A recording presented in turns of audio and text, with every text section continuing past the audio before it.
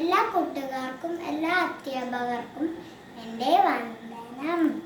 ആദ്യമായി എല്ലാവർക്കും എൻ്റെ സ്വാതന്ത്ര്യദിന ആശംസകൾ. ഇന്ത്യക്കാരായ നമുക്ക് സന്തോഷവും അഭിമാനവും നിറയുന്ന ഒരു ദിവസമാണ് ഇന്ന്. 1947 ആഗസ്റ്റ് 15-ാം തീയതിയാണ് നമ്മൾ ബ്രിട്ടീഷുകാരുടെ അടിമത്തത്തിന് സ്വാതന്ത്ര്യം നേടിയെടുക്കുന്നത്. ഈ വർഷം നമ്മൾ 74-ാം സ്വാതന്ത്ര്യ ദിനമാണ് ആഘോഷിക്കുന്നത്. ഈ